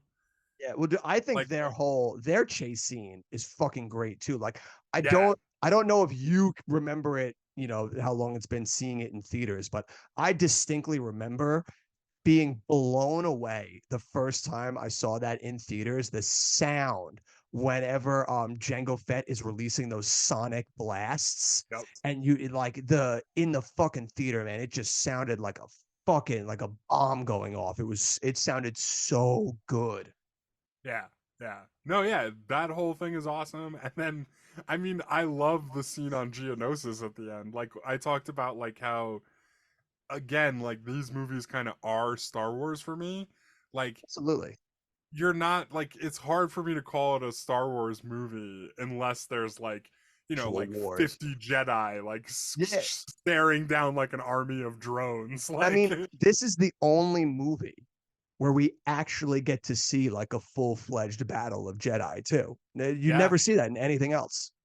Yeah, I mean it's even in the Clone Wars the show, it's like rare that more than like two or three of them are in the same Ever place, right? together. Yeah. So to have this huge, insane, like Coliseum style battle where it's all the Jedi for the most part fighting this army it's insane. It's so good. And everything about that is fantastic. From before the Jedi show up, when Obi-Wan, Anakin, and Padme are facing off against those creatures, just absolute stellar work. Yeah, I yeah. When they're love like all to chained up and they have to yeah. like get out of the chains. Yeah, they're like getting all chained up, and like Obi-Wan's like, I thought I told you to relay the message. And he's like, we relayed it, and then we thought it'd be a good idea to come here and save you. And Obi-Wan just looks at him chained up, and he's like, good job. Yeah. It's like the fucking sass on this man. Yeah, totally. Yeah, But like they also, I mean, without them, does he make it long enough for the other Jedi to show up? Like probably not, probably right? not. Yeah, no, absolutely not. And it's I love everything about that final scene. Just all those the different creatures that they got to fight, all the moving pieces of all the Jedi shit, Yeah. and you're finally just getting to see the Jedi, do what they do best, which is just wrecking shit with a lightsaber. Like Yep. fucking Jango Fett gets his head cut off. Yeah, fucking Like, Mace Windu shows up and he's just like, this party is over. It's like, for yeah. God's sakes, man. And then like they're like kind of like about to do their last stand, and then they have the like, what's that coming over the hill moment with like the Yeah, clones like swoop in and like fucking it's close. kind of like I like it because like we talked about how arrogant the Jedi are and like how they kind of just like keep falling into these steps one by one that are just like all part of the bad guy's master plan. Yeah, Like like and it's like all of fantastic. them are kind of natural in a way. It's like of course they use the clone army because now they know about this droid army and like a big war is going to break out no matter what they do. And here's this perfect solution just waiting for them. But like it's cool. Like I understand why they're making some of the decisions they're making in the end, but then also it's like they're already springing this trap that they just like can't control, you know? Shows it like once again, like they're just too arrogant to step back and like even think for a second that like Yeah, and we I shouldn't don't fall know. into this. I think watching it this time, I think Yoda's hip to what's going on. I just think Yoda is like a psychopath who's willing to play the long game. He's like, well, yeah, Yeah, okay, maybe the galaxy will fall apart and like all the Jedi will die, but I'll figure out a way to win in the end. You know what I mean? Like that's like the important part. or maybe he just knows that like the only next step to make in this chess game is I have to use this clone army. Like it's the natural progression that I have Right. to take at this point to continue Like in this chess piece against, the guy that's out. Like I don't know where he is, but I know he's out there. right, it's like if you know you're falling into a trap, sometimes the only thing you can do is spring the trap and then see what happens. You know what I mean? Yeah, Like exactly. and that's Absolutely. kind of like just from a few of the lines Yoda says in this movie, I feel like that's kind of the place he's at. Like where he realizes everything's kind of fucked and like he knows that they're kind of falling apart at the seams, but like he has no choice but to go forward. Like the only Like, way out is through, you dude, know? and also talk about it, baby. First movie we ever get to see Yoda throw down, man. Yeah. Which Like that man, dude, I fucking cry every time Christopher Lee is like, it seems that this contest will not be contested over our, skills in the force. yeah, Or our with our skills. skills with a lightsaber. And it's like, dude, Yeah. what the fuck? Like, who talks like Yeah, and then Yoda starts like doing like all kinds of wacky flips with his yeah, green just starts doing lightsaber. wild spin moves. Dude, Heather had me crying because fucking is like the second Yoda like takes his robe off and pulls out his lightsaber, she's like, fuck off. She's like, no way this guy's about to throw down. Dude, that was like another moment though. When I was 12, I was like, "Oh my god, dude, Yeah, Yoda's no, gonna dude. fight with a lightsaber." I'm still the same way now, dude. When he comes up just like limping in, and it's just like, dude, like he's just playing the long game, like with that limp, bro. Like Yeah, it's all a game. so just a fucking show, dude. This fucking master manipulator right here. Just gonna throw down. Yeah. Yeah, no, Much and to I mean learn in the force you still have. the lightsaber battle is probably the only thing where I give Phantom Menace the nod is like the ending lightsaber battle is better in Phantom Menace. But Yeah, like in well, this movie it's still good. Like you still see Anakin get his arm cut off, which is like so great. Like you see like that he's still more arrogant than skilled at this point. Like he has way too much faith and he's like way too easy to manipulate. yeah, absolutely. Well, I think, and also, in regards to, the lightsaber battles, having the edge in Phantom Menace, I don't like this is something that goes kind of in a down for me. And I get why George did this. Obviously, like you want an actor of gravitas. So yeah, you're gonna get screen legend Christopher Lee.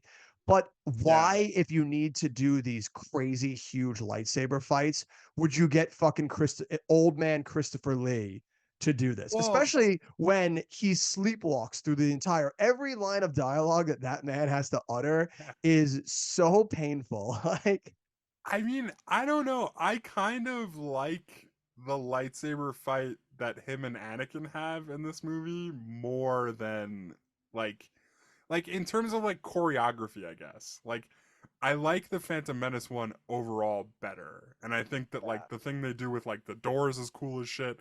But like in terms of like actually like sword fighting, the one in this one makes a lot more sense to me. And like it's also kind of like how they are more in the original trilogy. Like it's I more can't restrained. imagine for the life of me, like if you had like a laser sword that just like absolutely annihilated anything that it touched, that you wouldn't be like very measured with how you used it. You know what I mean? Like I Back could then, see there they're being like a wheeling. slowed down, like like a long sword fight that knights would have. You know what I mean? Yeah, they're just wheeling and dealing back then.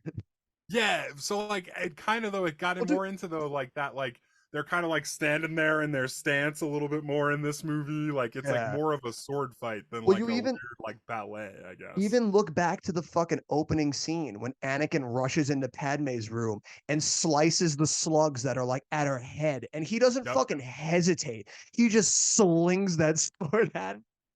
Yeah, And it's so I like, don't know. dude, Like like, gee, I would be like, dude, Jesus Christ, man, I'm right here. I get what you're saying though. Like a lightsaber duel based upon the first one is like a very acrobatic like Like the event. Jedi So back like then why would are you cast Christopher Lee as the guy? yeah, like especially for these prequel movies, like clearly he's going for this is the heyday of the Jedi. These guys are fucking insane acrobatic Jedi.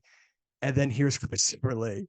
Yeah, and maybe you could make the argument that like somebody who's more patient and measured could be like a better fighter.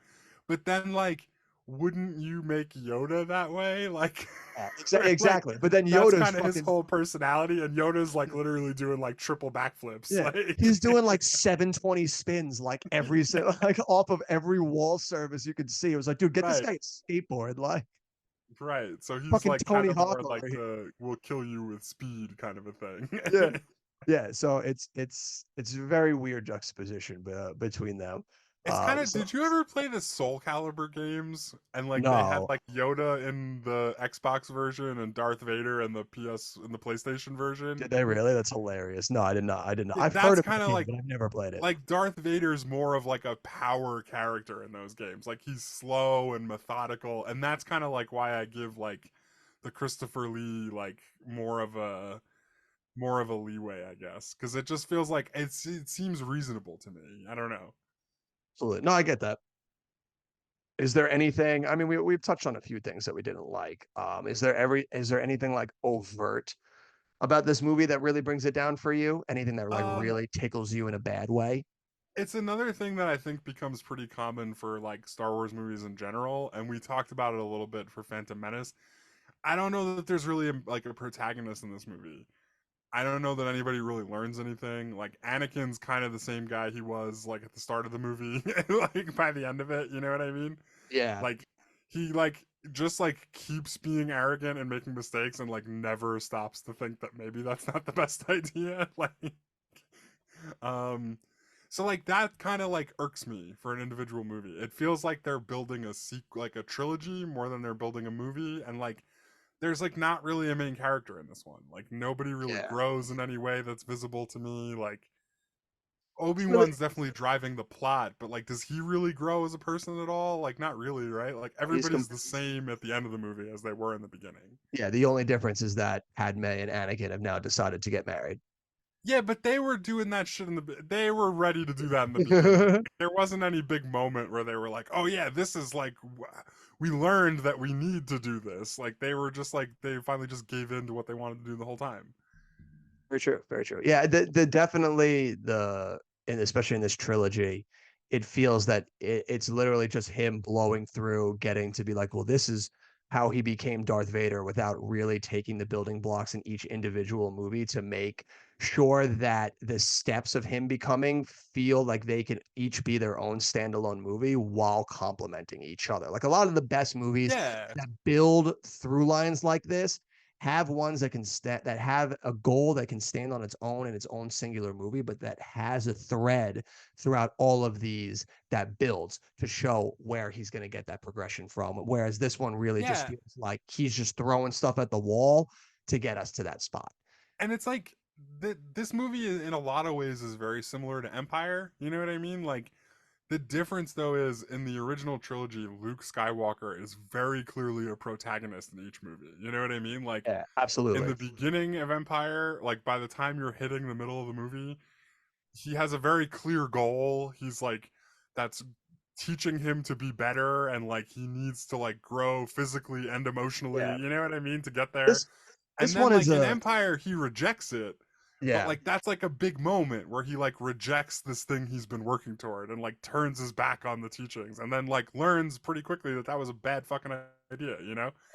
um I think the so it's like problem there's like yeah. parallels, but it's not as good for obvious Sure. reasons to me. Well, I think the big problem between those of the, looking at it is that for this through line, you're kind of following the inverse. You're watching, you have no protagonist because you're watching someone become the ultimate antagonist. So how do you create that through line through movies where you don't have that clear sense of direction while also like being able to make these individual standalone movies. And I think the answer was still in the way, that Yoda says how the through line is for him. Like in the first movie, it's fear. In the second movie, it's anger. And in the third movie, it's hate.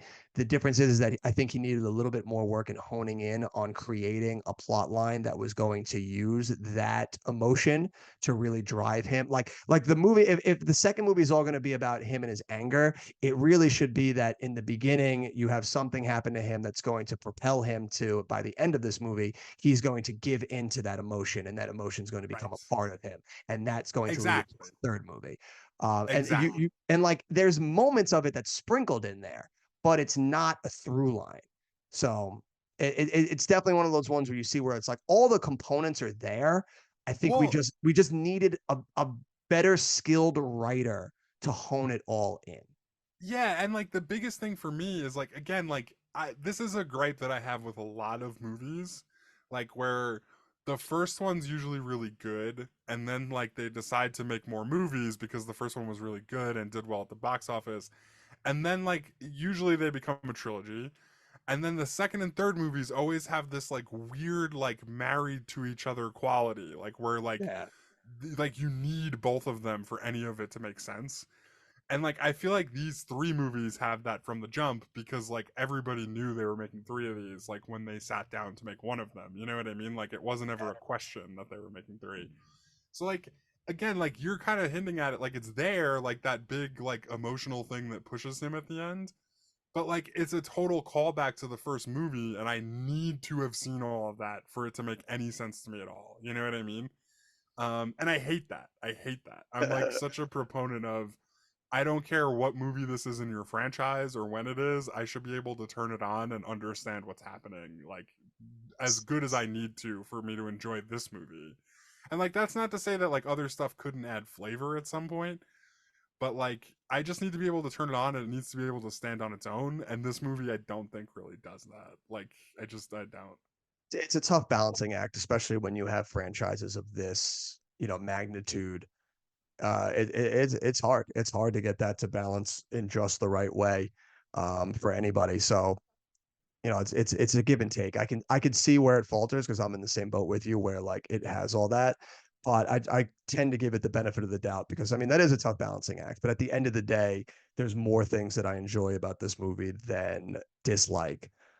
So I tend to look the other way on the things that don't jive with me so much. Uh, Yeah, it's but it's like I was saying earlier, dude.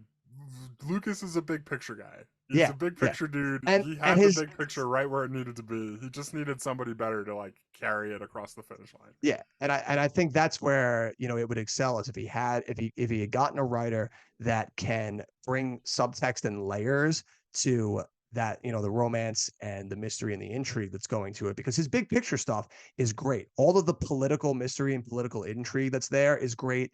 His set pieces that he comes up with that we talked about, absolutely fantastic. He just needed somebody to really get in and give us a bit more of a layered dialogue to this movie that would help us propel it through, because it's the building blocks are there. It just needed a more seasoned writer. Like if he had Lawrence Kasdan for all of this, like we would have been in fucking Yeah, or like somebody like that, like because there's yeah. Like just who like was the it's Lawrence not. Kasdan of the early 2000s? Like who was banging out just great screenplays?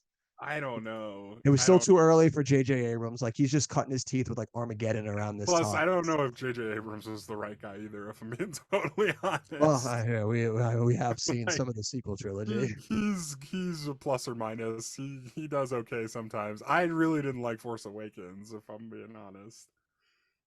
Me either, but that's way down the road for Who were the guys who wrote Pirates? The first oh, Pirates. dude, We talked about I'm that a couple episodes dude. ago. I will always campaign for Ted Elliott and Terry Rossio to write anything, because they are, to me they are one of the great top five for greatest writers of all Yeah. time when it comes to But movies. then it's also like it's just interesting because we're trying to think of who could have done it better, and then like if you had asked me that question in like 2009 or like maybe like 2012, I would have said Disney like hands down. You know what I mean?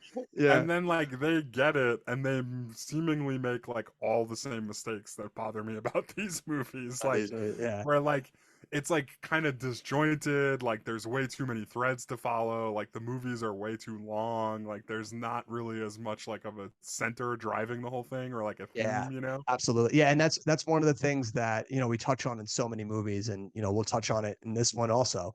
This movie is insanely long. It's like 2.5 hours. Yeah, yeah, it's wildly long. And like I remember like when I watched it this time, I got up to like when they like get captured, like when they all get captured, and I'm like, there's 40 minutes left in this movie. Like, oh my god. Like, I feel like we could have like cut some of this out, guys. I don't know. It's stupidly long at times. Like we could shave some minutes off of this bad boy.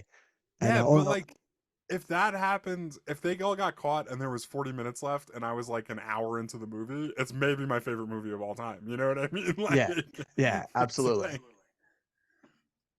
But I but mean, yeah, I think that's an issue many movies have, not just Star Wars. So yeah.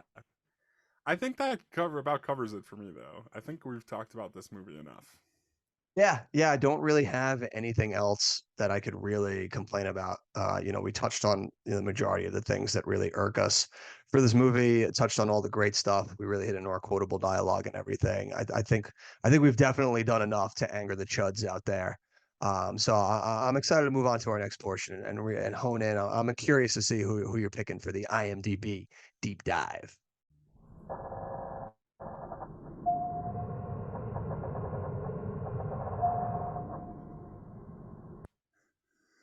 So I think we're about an hour and 20 minutes or so into this episode. So I was kicking around with the idea of skipping IMDb deep dive.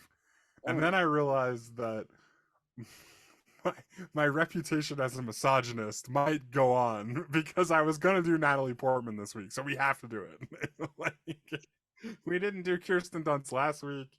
Like, I don't know when Natalie Portman's coming up again. I'm An sure I'll apology, get better an at apologies to Natalie Portman, but we ran out of time. We'll try to have her on next time. Yeah, right. Like we're like playing the Oscar music. The one time we were going to highlight a woman for IMDb deep dive, and we're just out of time. Sorry. We can make some time. We could do a round robin.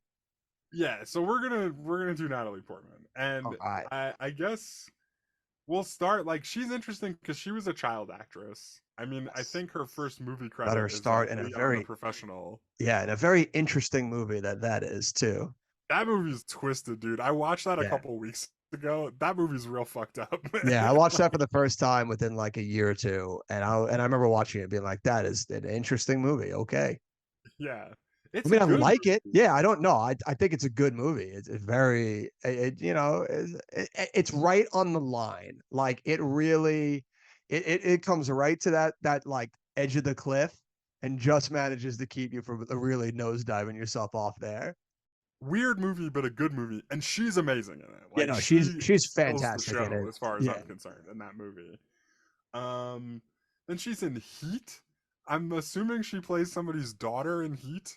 I don't. Oh remember. yeah, isn't she the kid of the mom that Robert De Niro is like staying with? I'm I pretty sure. think so. Yeah, like the Yeah. one where he's like getting too involved and he's like gotta like cut it off because he's got to be able to drop Yeah. everything in a second. Never. Yeah, he's like, never have anything you can't drop in a second. Yeah, when the heat is on. When the heat is on, you can't walk away from it 5 seconds flat. Yeah, 5 seconds flat. That's what it is. So yeah, I mean, she's in Heat. Obviously, a pretty small part in a very big movie, but a really good movie. Still, yeah, a great movie to be a part of. I don't recognize Everyone Says I Love You or Beautiful Girls. No, never heard of those. And then 1996. She's still pretty young at this point, but she's in Mars Attacks. I think everybody was in Mars Attacks. Lots of people were, yeah. She's and then her next credit is Phantom Menace. She's in a movie called Anywhere But Here that I'm not really familiar with. Oh, never heard of that one. The next big one, this was like a movement. I remember this movie, Where the Heart Is, where she plays like the pregnant girl who like lives in Walmart. What? No, I'd never heard of that movie. You've never seen Where the Heart Is? Hold on. Oh no, that one slipped through the cracks for me. I'm pretty sure that's this movie. Let me look it up really fast. But it's based on a true story of like a girl who like basically like squatted in a Walmart while she was pregnant. What? That's crazy. And she just had like everything she needed because it was like in a Walmart. Why don't more people do that? um I don't know. I'm sure Walmart's on top of it these days. I don't know. But that's a good movie. Yeah, I the remember film that the being like film a big follows 5 years in the life of Novalee Nation, a 17-year-old who is abandoned by her boyfriend at a Walmart in a small Oklahoma town. She secretly moves into the store where she eventually gives birth to her baby, which attracts media attention. Yeah, and it's like I'm pretty sure it was based on a true story. Yeah, yeah, it's based on the 1995 novel of the same name. Yeah, that's Um crazy. Ashley Judd, Joan Cusack. Oh, dude, what a yeah, cast! What a dude, cast, dude! I go gotta watch this watch Where the movie, Heart Is. Yeah, it's totally worth it. dude. She gets a credit as herself in Zoolander. Oh yeah, she is. Yeah, and then Attack of the Clones is what we're doing. Great movie. Would you take okay, we're gonna do some silly this or that because some of Okay, these are like very obvious, but okay, the very obvious ones are sometimes my favorite. Would you take Attack of the Clones or Cold Mountain? dude, come She's on, credited as Sarah in Cold Mountain. dude. Cold Mountain any day of Yeah, the fucking week, man. obviously Cold Yeah, Mountain. dude, that movie Uh, is fantastic. and then it's all right. So this one, I don't know if I'm gonna do a this or that for this one. Um, but this is an interesting one. We talked about Kirsten Dunst last week, and like Kirsten Dunst and then Natalie Portman in this movie are like the prototypical manic pixie dream girl. You know that Uh, like trope in movies? yeah, yeah. Especially that was big in like the mid 2000s too. That Yeah, like, and this is probably the movie that I think of the most when I hear that. I think I know what She you're gonna plays say. Sam in Garden State. Garden State. I actually, Jim, to a big surprise here. I've actually never watched that movie. Oh, you should watch it, dude. I mean, that's an interesting one because I thought it was much deeper in 2004 when I was like 15 than I do now. Like now I'm kind of like, oh, that movie is like really dumb actually. And That's she funny. really is just like a manic pixie dream girl. But yeah, that's like the movie like Zach Braff's like down on his luck and he goes back and he meets this just like totally irresponsible but like full of life girl and like that Oh like my sets him God, back on. it's It's hilarious.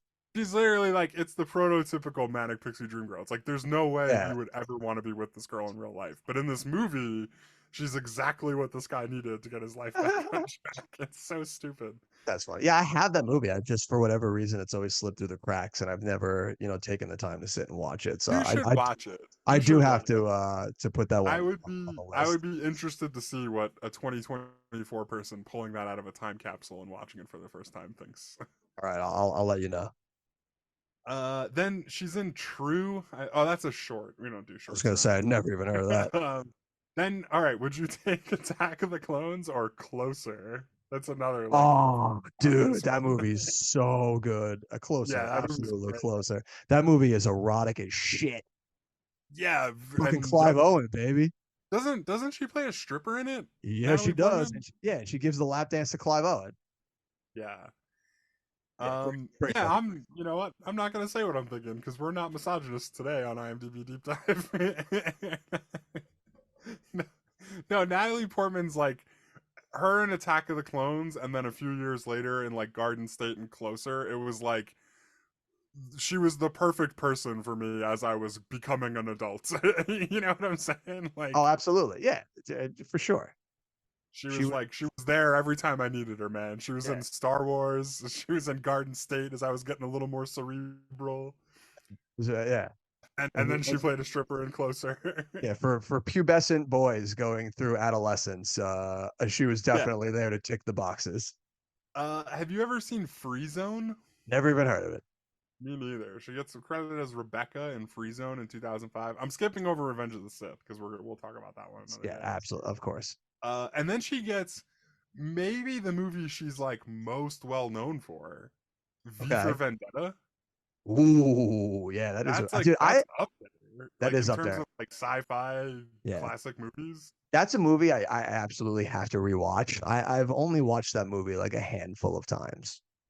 Yeah, that's another one I'd be interested to go back and look at because I have a feeling it does not hold up but It would be I'm it would be interested. I interesting. haven't seen it in a long time.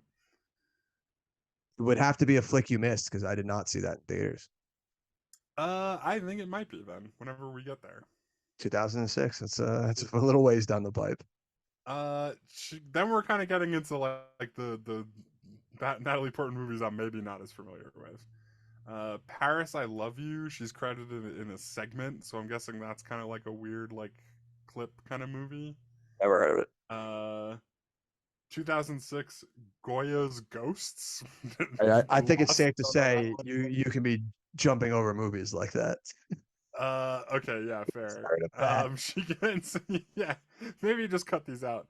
I'm just trying to see if you've seen any of them, because these are the kind of movies like I've never heard of, but like Yeah, a lot of times the movies I've never heard of, starring really famous people, are like some of the best movies, you know?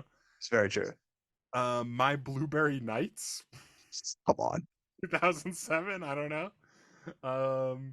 She's in the Darjeeling Limited. You stuck the landing on that one. Yeah, definitely did not. Um, that's a Wes Anderson movie. And so yeah, so I haven't seen it. I haven't seen that one either, but she's Jack's ex-girlfriend. I'm not sure how big of a part that is, because she doesn't show up in a lot of those movies either. She's not like Wes Anderson usually has like the same people. Yeah, he's got the same people that he usually filters in and out. Have you ever seen Mr. Megorium's Wonder Emporium? Oh my God, no, that is an absolute. But I do remember that movie coming out, and that's like the greatest Yeah, that's title I've Robin ever Williams, heard. right? No, that is Dustin Hoffman actually. Oh, no way. It Yeah, seems like he owns Robin like Williams he turned it owns like down for that the part. toy store. Yeah, yeah. God, what a movie. God, the mid 2000s. Um, man, I'm trying to think. There's a lot here, but I haven't seen any of it, so I'm just gonna skip it. All right. Would you take? This is another like stupid this or that. Would you Really take good. Attack of the Clones or Black Swan? Black Swan, come on. Yeah, of course. Of course. Um, Yeah, I'm gonna pick Attack of the Clones over a movie where her and Mia Kunis kiss. I don't think so. dude, come on, it's a good movie. Don't talk about that No, kiss. That's it not is a what we're good talking about. movie, I but will not have the first female IMDb deep dive we've done in a long time be marred by such talk. listen, if there was two good looking actors kissing, I would also bring when we get to Brokeback Mountain, I will also mention as a pro Jake Gyllenhaal and Heath Ledger kissing. So I'm an equal opportunist here, Jim. That movie made me uncomfortable, but not in a bad way. um, have you ever seen I'm Still Here, the Joaquin Phoenix like mockumentary thing? Oh no, I I do haven't. remember it coming out, and I was like, nah, I'm good on that one. She plays herself in that one. She's in No Strings Attached, which I think is like That's a Heather movie right there.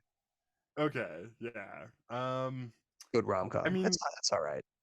and then she was in Your Highness. Do you remember Your Oh Highness? God, yeah. Unfortunately, Attack of the Clones or Your Highness right now? What do you pick? Attack of the Clones, absolutely. Attack of the I'm thinking Attack of the Clones. Your Highness is really funny though. It's funny, but like stupid funny. Like Attack Yeah, of I the mean it's a Danny McBride movie. Of course it's yeah, stupid funny. That's like his whole thing.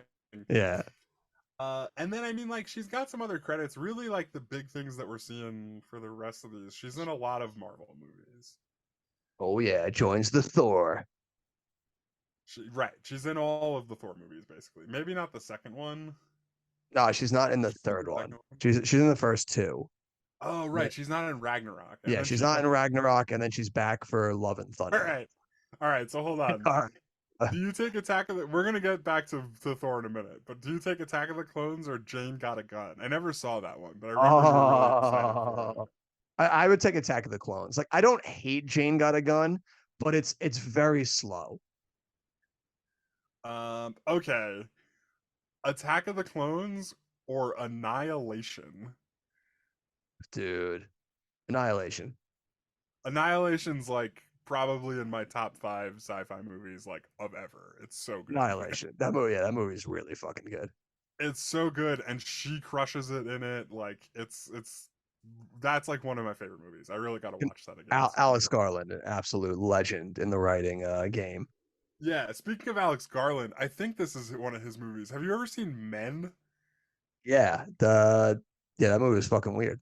Dude, that movie, like, I didn't even finish it. It fucked me up so bad. Yeah. It's like, I had a lot of uncomfortable thoughts trying to go to sleep that night after watching that movie. yeah, a lot of like, wow, am I like that sometimes? Like, is that really just like what being a man is like? We gotta like tone that down a little bit, Jesus. Like, um, that's a movie I have a lot of thoughts on, and this podcast is probably not the best place to work through them for the first time. Well, it's all right. When you get to the point to work through them, that's 2022, so that's like 7 Yeah, decades from I'll now. I'll I'll go to like a year of therapy just specifically for that movie, and then I'll be ready. All right, there you go. All right, and then so like a lot of these I don't recognize, but I want to get it back because if our main goal is to upset the chuds here, I am gonna take a second to talk about how Thor: Love and Thunder was a fantastic fucking movie. What? Yeah, I don't know if I could jam on that one, Jim. I'm taking Thor: Love and Thunder is right behind Ragnarok as my favorite Thor movie. Like it's like one and two, God. those two. And it What? was a good movie, dude. I What? liked how stupid it was. I liked that they really leaned into that part of it. I thought the whole love triangle between the axe and the hammer was hilarious. All right. No, I mean I could give those to you if you I did thought like if Russell you Crowe like the was fact that great it in was it. really. Yeah, I mean, I could give that to you. I was turned off by it being too stupid and like too like it jumped over too much for me. It was the goat But noises. That was what broke it for you. I'm telling you right now, you would have liked that movie if it wasn't for those stupid goat noises that kept happening. no, you know me so well, you fucker. I do. Because I like every time I was getting into it, there was like another goat noise, and I had to just be like, all right, just pretend like they're not there. It's okay. like, you're liking this movie. Don't let the goat noises take you out of it. You know, that's fair. I might have to watch it again and go with that mantra like you and see if I get any better mileage out of it. Yeah. But no, I think that's like a genuinely good movie. That's like one of as far as Marvel movie goes, I might even say it's in my top 5 Marvel movies. Oh yeah, you're definitely getting the chuds rage baiting Yeah, right now. They that's right, can't Chud. type Come after fast me. enough right now. Come after me. They're Name like, me 5 better Marvel movies than Thor: Love and oh Thunder. my god, they're like a Looney Tunes cartoon right now. Just steam is coming out of their ears as they're trying to Yeah. type furiously. No, I mean like I'm saying it's in my top 5, and I also probably haven't seen like half of them. So there's that. Like, Oh man, that's good stuff. but That's good yeah, stuff. I like that movie. I thought it was really good. I couldn't believe like the backlash for it. I was like I think really like you guys like really you're that upset about this fucking movie? Like bro, they were. So long story short, I'll take Thor: Love and Thunder over Attack of the Clones.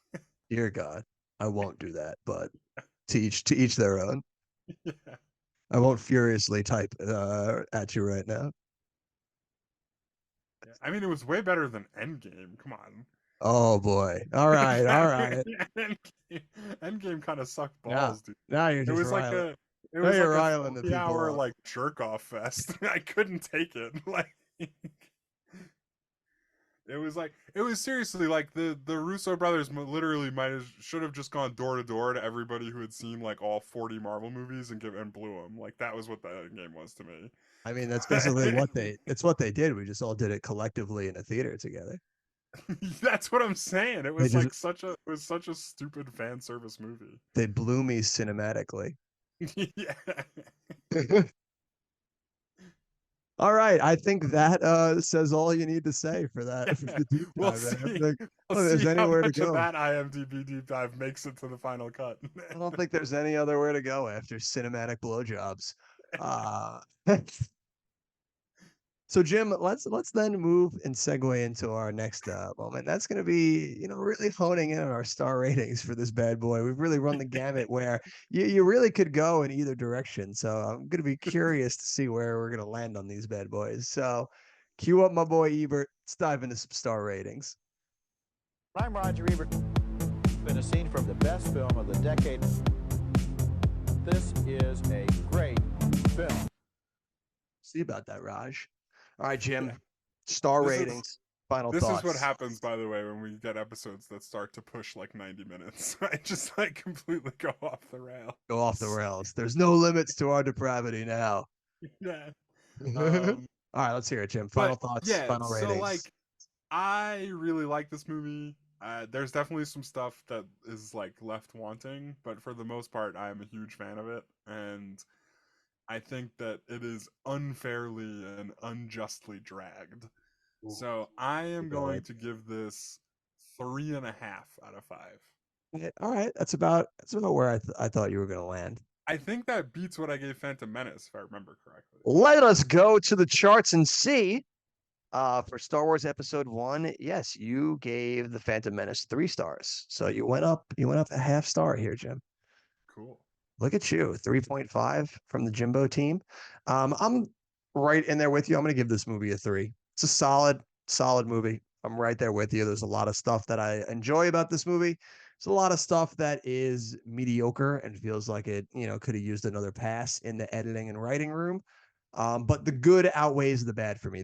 I'm with you that this is a much maligned movie, way more than it deserves to be. This movie very much gets regarded by a lot of people as the worst, not only the worst movie in all of Star Wars, but like one of the worst movies, like irregardless of Star Wars. And I think that is so unfairly given to this movie. There is way more good in this movie than bad. And people just let the stilted dialogue like drag it down, even though the stilted dialogue works for the movie. So I'm right there with you. So a 3 from me, 3.5 from you. Good enough to put this bad boy at a 6.5, which is good enough to put it, just ahead of Star Wars Episode 1, which had a 6, and just behind Dr. Dolittle 2, which had a 7. So it's now tied with a 6.5 with Armageddon. So Jim, do you take Attack of the Clones or do you take Armageddon? Ah, man, that's a tough one. No, it's not. Is it not? What do you take? I would take Armageddon. Oh, I I would take don't know. Oh, Yeah. Come on, yeah, Armageddon. While Armageddon may be a more ridiculous movie than Attack of the Clones, I feel like thematically throughout the movie, it hones in on what it needs to be perfectly, and it is a more rewatchable movie. I feel like That's what I was just gonna say. Yeah, I think I'm gonna take Armageddon just because I would. If you told me I had to watch one of those two movies right now, I'd probably put Armageddon on. You know what I mean? absolutely. So I think that gives it the slight edge. Do you concur? Yeah, I'll take Armageddon. Beautiful, beautiful. All right. You convinced me. Oh, hey, we actually a battle fought and won. Yeah, I Point don't to think it was teacher. as easy as you made it sound, but I will. You convince me. So there we go. So it'll slide in just behind Armageddon. So now Star Wars Episode 1 and Episode 2 are just right there with each other at a 6 and 6.5. So we'll see if whenever we hone in on Revenge of the Sith, if that will land in around there with the rest of the buddies in the prequel trilogy. But for me, I think this settles in a good spot right there. I can live on that. Jim, do you want to take a gander or get at a guess for next week's episode? Ooh. Can I get a hint? Absolutely, you can get a hint. Well, actually, let me ask you this: is it one that we saw in the box office this week? Because a couple of those are ones I thought maybe you would see, but none of them jumped out as me as much as this one did last week. So no, none of them are in. None of them are in the box office that we just talked about. I think it probably was in the box office by the end of Star Wars's run, but at that point we weren't touching on the nitty gritty. You were just riding it out of the top 10. Right. Yeah. But it is an animated film, and it is from a studio. Yeah, give me the studio. Is it Nickelodeon? Is it DreamWorks? So the studio is from a studio we've done a couple of times now that we have not enjoyed, and it is from Nickelodeon Studios. Okay. So what Nickelodeon movies were there? This is too late for Rugrats in Paris, I think. Yes, I did not see that one. A few contenders. What other there. Nickelodeon movies were there? Is it Hey Arnold? It is Hey Arnold, No way. the movie. Oh God. Yep, joining in. Thank Jim. I will give you this. This is the final Nickelodeon movie that we will have to suffer through. Thank God. I Officially, didn't after Hey realize. Arnold, I am aging myself out of going to see these movies. So there will be no Wild Thornberries on the big screen, no Barnyard, none of that stuff. This is the final Nickelodeon movie. We're rounding out the trilogy. We did Rugrats, we did Jimmy Neutron, and we're finishing off now with Hey Arnold the movie. Yeah, just like I didn't. An unfortunate side effect of doing this podcast is that like movies from my childhood, I just like things that I enjoyed when I was a kid. I just look back and I think, wow, this was really awful. And I just like, I feel like you're about to do that to Hey Arnold too, and I don't appreciate it. and, So and I'm gonna give a bit of a spoiler to you here, Jim. uh I've already watched the Hey Arnold movie oh in preparation for this, uh and I won't say much because I don't want to spoil it for you, but I think we might finally break the curse of Nickelodeon movies and shows that we don't think have held up. yeah. I mean, Hey Arnold the show was like one of my favorite cartoons Yeah, as a kid, and it's like was one that really like that held up longer than most of them did for me. Yeah, So that's a show that I think I could still probably watch some episodes today and probably still enjoy. Like Stoop Kid, like episodes like that. Like I could probably still get mileage out of that show today as opposed to like Rugrats and Jimmy yeah, Neutron and those other ones. So yeah. But keep then keep there's keep your also mind open. You the rub of like if those people were really good at writing half hour or like 15-minute episodes of cartoons, like can they really write a good like 90-minute movie? I don't know. It's true. Well, another pro in its favor, Jim. Hey Arnold the movie, only 76 minutes long. Oh my god, they're after my heart, dude. Like, Yeah. Yeah. it's gonna get a half a star just for that. Like, Yeah, so keep your mind open, Jim. We might be seeing another Doctor Dolittle 2 situation out of you right here. And man, this movie may be coming in hot for you. So hold on to your butts, as Samuel L. Jackson hold on would to your butts.